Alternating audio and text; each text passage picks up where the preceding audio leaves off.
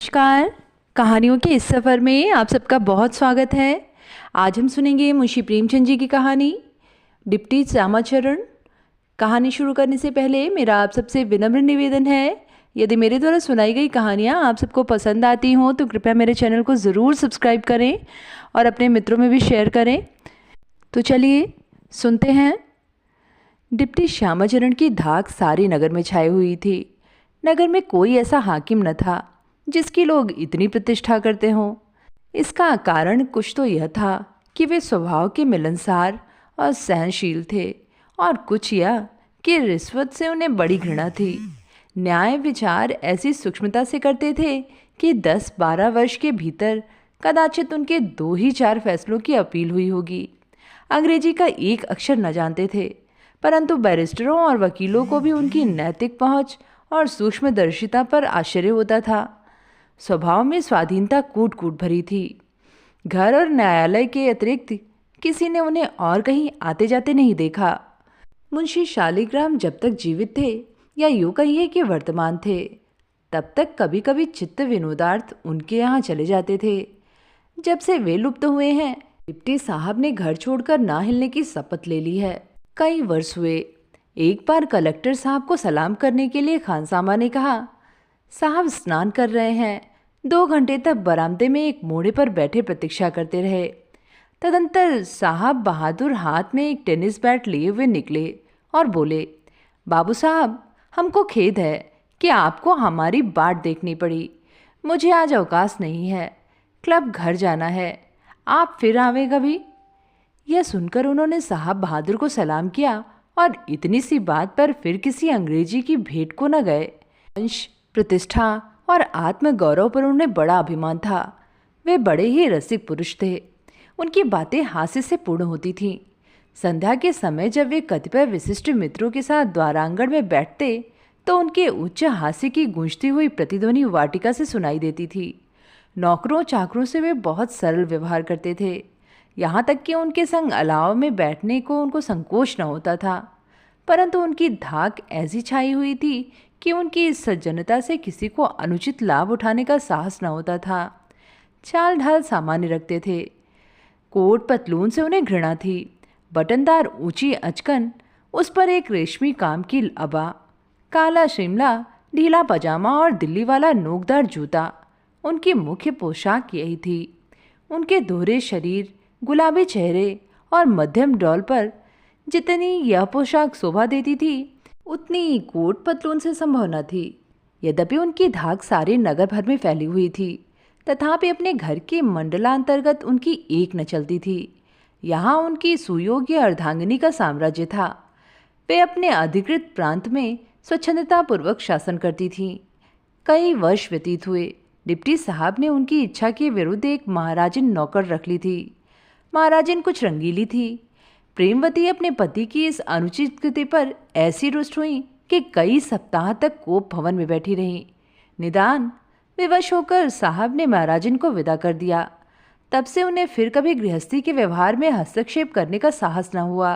मुंशी जी के 2 बेटे और 1 बेटी थी। बड़ा लड़का साधाचरण गत वर्ष डिग्री पास करके इस समय रुड़की कॉलेज में पढ़ाता था। उसका विवाह फतेहपुर सिकरी के एक रईस के यहाँ हुआ था।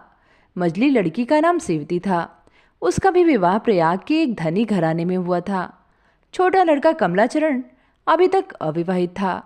प्रेमवती ने बचपन से ही लाड प्यार करके उसे ऐसा बिगाड़ दिया था कि उसका मन पढ़ने लिखने में तनिक भी नहीं लगता था।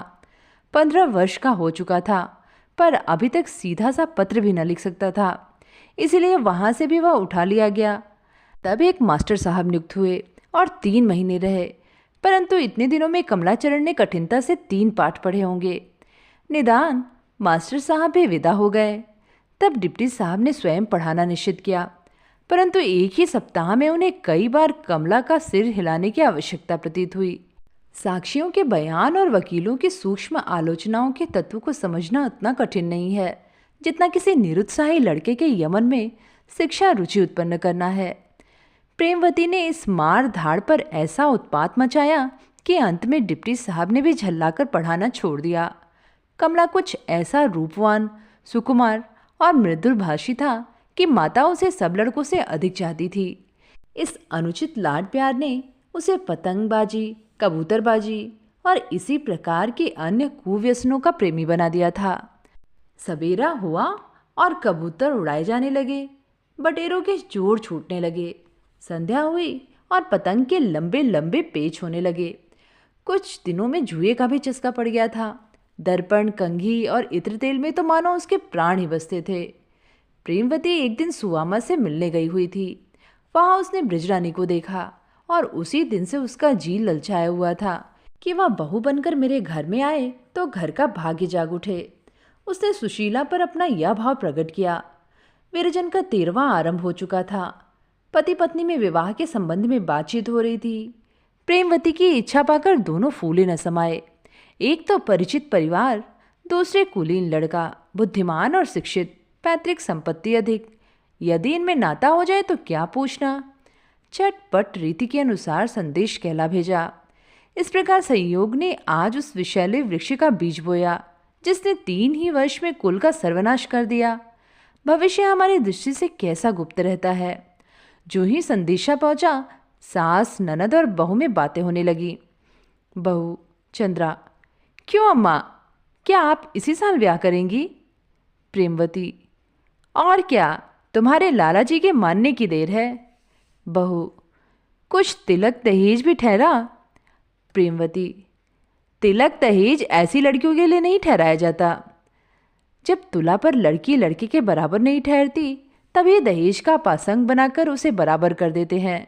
हमारी बृजरानी कमला से बहुत भारी है। सेवती: कुछ दिनों घर में खूब धूमधाम रहेगी। भाभी गीत गाएंगी, हम ढोल बजाएंगे। क्यों भाभी? चंद्रा: मुझे नाचना गाना नहीं आता। चंद्रा का स्वर कुछ भद्दा था। जब गाती स्वर भंग हो जाता था, इसीलिए उसे गाने से चिढ़ थी। सेवती: या तो तुम आप ही करो, तुम्हारे गाने की तो संसार में धूम है। चंद्रा जल गई, तीखी होकर बोली: जिसे नाच गाकर दूसरों को लुभाना हो वह नाचना गाना सीखे। सेवती: तुम तो तनिक सी हंसी में रूठ जाती हो, जरा वह गीत गाओ तो। तुम तो श्याम बड़े बेखबर हो। इस समय सुनने को बहुत जी चाहता है, महीनों से तुम्हारा गाना नहीं सुना। चंद्रा: तुम ही गाओ, कोयल की तरह कूकती हो। सेवती: लो, अब तुम्हारी यही चाल अच्छी नहीं लगती। मेरी अच्छी भाभी, तनिक गाओ ना। चंद्रमा: मैं इस समय ना गाऊंगी। क्यों, मुझे कोई डोमनी समझ रखा है? सेवती: मैं तो बिन गीत सुने आज तुम्हारा पीछा ना छोड़ूंगी।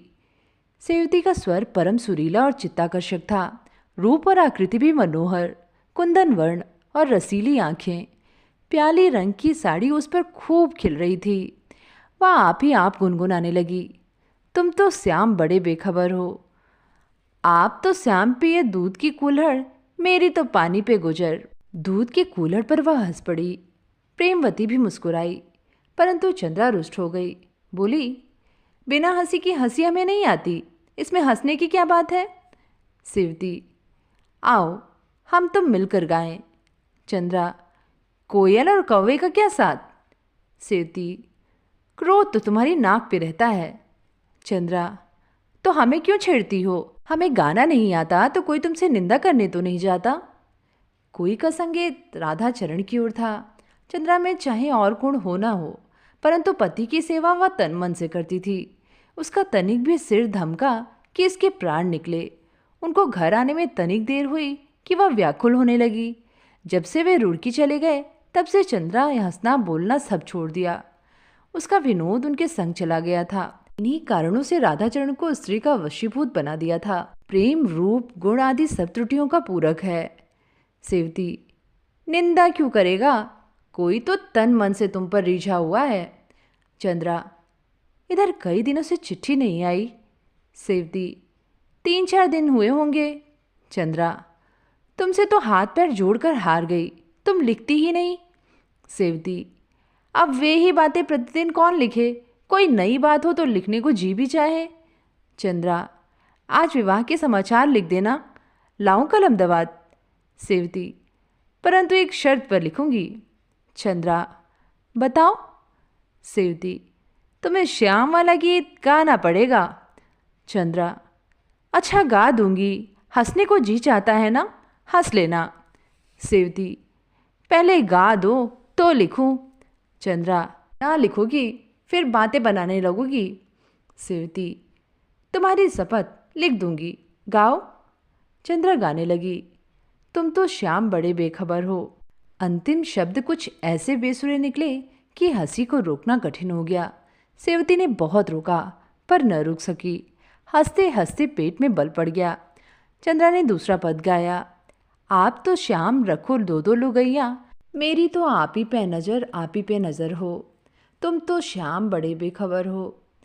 लुगैया पर सेवती हंसते हंसते लोट हो गई। चंद्रा ने सजल नेत्र होकर कहा, अब तो बहुत हंस चुकी, लाऊं कागज? सेवती, नहीं नहीं, अभी तनिक हंस लेने दो। सेवती हंस रही थी कि बाबू कमलाचरण का बाहर से शुभागमन हुआ। 15-16 वर्ष की आयु थी।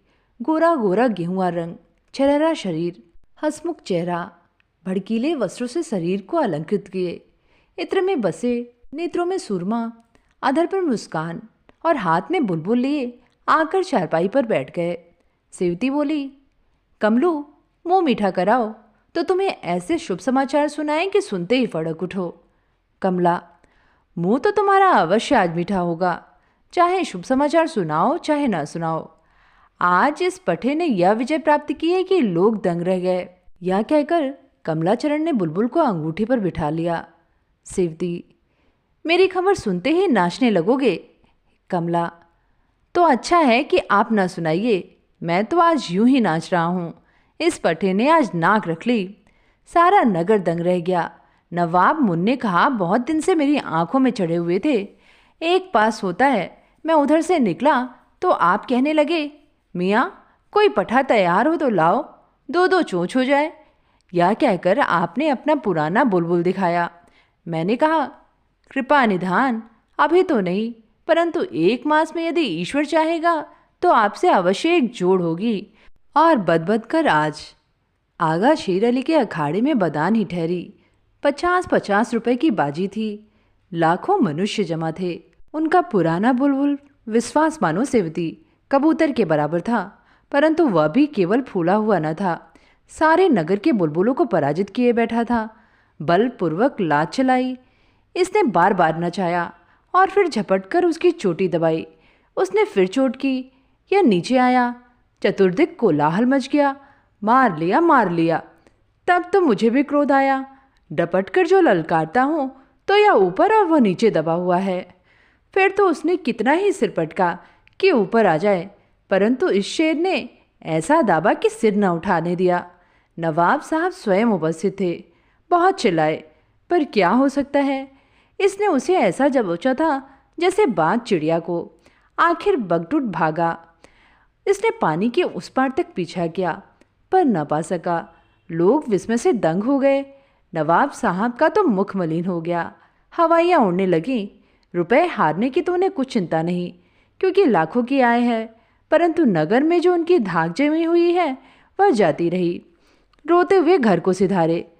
सुनता हूँ यहाँ से आते ही उन्होंने अपने बुलबुल को जीवित ही गाड़ दिया।